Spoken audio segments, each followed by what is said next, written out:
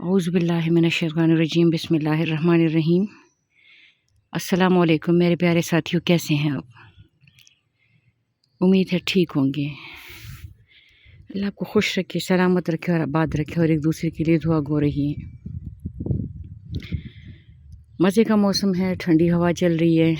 मैं ने नाश्ता किया, किचन में गई थी किचन को साफ़ करने के लिए, लेकिन एक बच्ची है लैला जलालुद्दीन, मेरी स्टूडेंट हैं, उसने मुझसे एक सवाल किया था कि मैं मेरे ऊपर बेज़ारी तारी होती है, मैं बेज़ार हूँ, मैं लोगों से, मैं दुनिया से, मैं ज़िंदगी से बेज़ार हूँ और मेरा दिल नहीं करता कि मैं किसी से बात करूँ। इवन मम्मा पापा से भी मेरा बात करने को दिल नहीं करता। और ना ये लटरम पटरम उस तरह की बहुत सारी बातें कि जैसे आजकल अक्सर नौजवान नस्ल के वो है मसाइल है ना। तो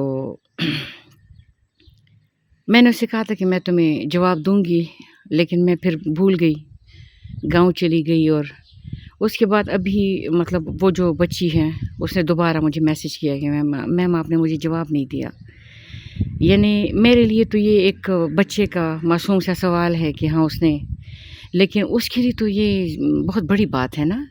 तो हम अक्सर दूसरे के मसले का अंदाज़ा नहीं लगा पाते। बहरहाल मैंने अपने बच्चे के लिए ये वीडियो रिकॉर्ड करा रही हूँ और इधर बागीचे में आ गई हूँ। इंशाल्लाह ताला भी जाके अपने घर की सफाई करूँगी और बहुत सारे काम हैं जो मैंने करने हैं, बहुत सारा कुछ है। तो लैला से और बाकी जो मेरे स्टूडेंट्स और दोस्त ना, जिनके ऊपर बेज़ारी तारी होती है,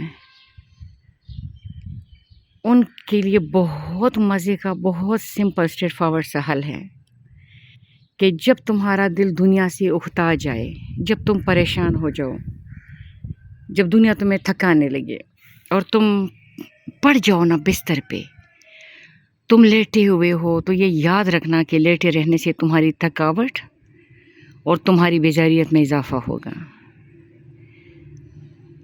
मुख्तार मसूद फरमाते हैं आवाज़ दोस्त में कि सख्ती से बिगड़े हुए हालात सख्ती से काबू किए जाएंगे। तो अगर तुम इस पोजीशन में नहीं हो कि उठ पाओ, तुम्हारे ऊपर इतनी बेजारियत तारी है कि तुम पड़ी हुई हो, तो सबसे पहले तुम मेरी इस बात को, मेरी इस रिक्वेस्ट को ताकत बना लो और खड़ी हो जाओ। अच्छा, अब तुम अपने बिस्तर से उठ गए ना, तो जो ड्रेसिंग टेबल है ना, उसके ऊपर जो तुम्हारे मेकअप का सामान है ना, उसको तरतीब देना शुरू करो। जब तुम अपने ड्रेसिंग टेबल के ऊपर अपने मेकअप के सामान को तरतीब दोगी ना, तो तुम्हारे जहन की उलझनें तरतीब पा जाएंगी, तुम्हें सुझाव मिलना शुरू हो जाएगा। अपने कमरे की सफाई करो, खूब सफाई करो अपने कमरे की, अपने बिस्तर की चादर ठीक करो।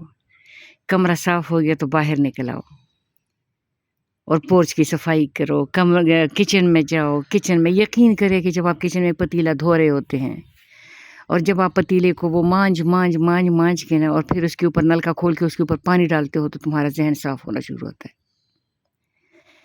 तो ये मेरा अपना ज़ाती तजुर्बा है कि पिछले साल मेरा बेटा बीमार था ना, और बीमार क्या, कोई एंजाइटी वगैरह का मामला हुआ था। तो ये मेरे जैसे बंदे के लिए बहुत ज़्यादा बड़ी गाली है कि मेरे जैसे बच्चे को एंजाइटी और फ्रस्ट्रेशन जो है का सामना करना पड़े या कुछ भी हो। अच्छा, बहरहाल बेटा बीमार था, बहुत सारा उसका इलाज चल रहा था। वो मेरी ज़िंदगी के सबसे गंदे दिन थे।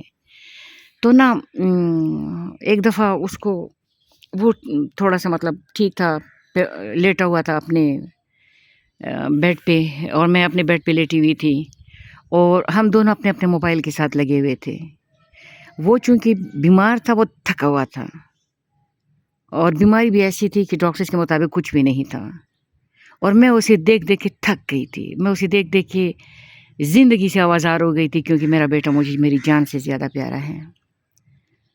तो मैं अपने मोबाइल में लगी हुई थी और किसी के माज़ी में फिर रही थी। यकीन करो कि जब हम मोबाइल उठाते हैं ना, मोबाइल में लोगों की माज़ी में हम घुसे रहते हैं, अपना हाल बदहाल कर रहे होते हैं, या बदहाल हो जाते हैं या बेहाल हो जाते हैं।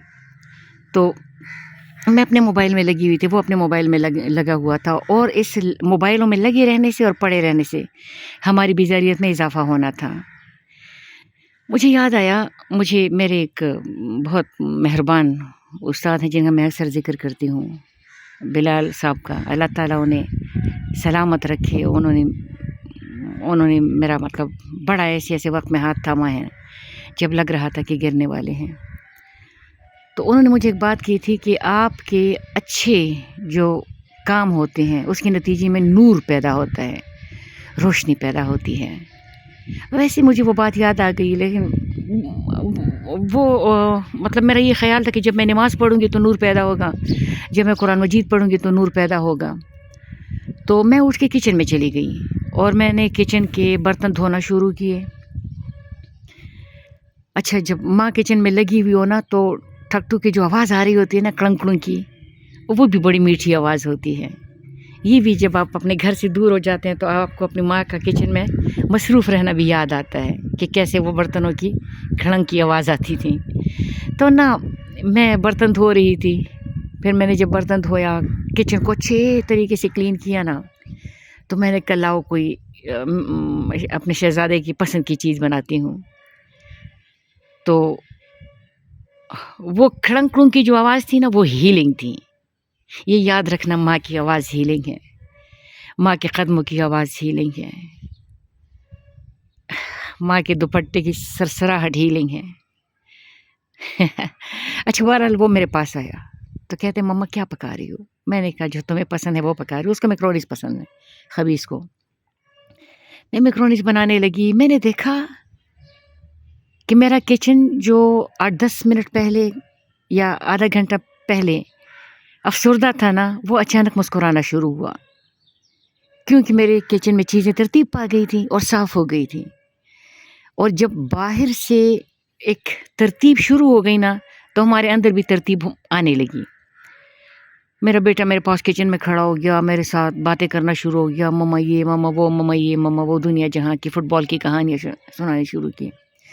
उसके बाद मैंने बाकी घर की सफाई की और बागीचे में निकल आई तो मैंने सोचा, मैंने कहा यार ये पौधों को पानी देना चाहिए। जब मैंने पौधों को पानी देना शुरू किया ना, तो मुझे लगा कि मेरे बागीचे में भी रोशनी आ गई है। आपका हर पॉजिटिव काम नूर बना रहा है।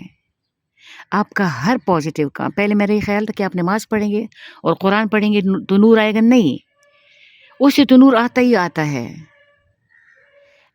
गली में कोई कुत्ता जा रहा है ना, उस कुत्ते के आगे आप रोटी डाल दें और वो खुशी से वो रोटी खा ले और तुम देख लो, या वो अपने रोटी पराठा मुंह में पकड़ के भागे ना, तो तुम उसके भागने के वो जिस अंदाज से वो भागा है ना, तुम उसके भागने को देखो। उसका भागना तुम्हारे अंदर नूर भर रहा है, तुम्हारे अंदर रोशनी आ रही है। तो फिर मैंने सोचा, मैंने कहा यार ये गाड़ी धो रही हूँ, काफ़ी दिनों से मैंने गाड़ी नहीं धोई थी ना।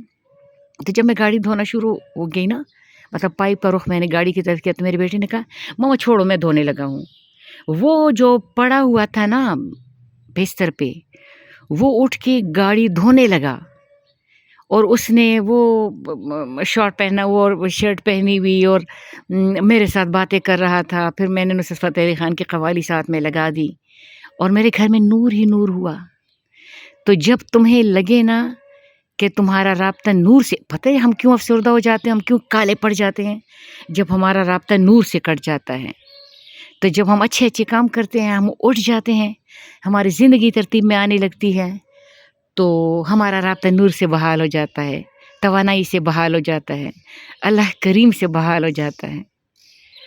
तो मैं भी अभी इधर आई हूँ ना, अपना राब्ता नूर से बहाल करने के लिए और तुम्हारा राब्ता नूर से बहाल करवाने के लिए। मेरी दुआएं हमेशा साथ है। खुश रहो, आबाद रहो, हंसते मुस्कुराते रहो, जियो।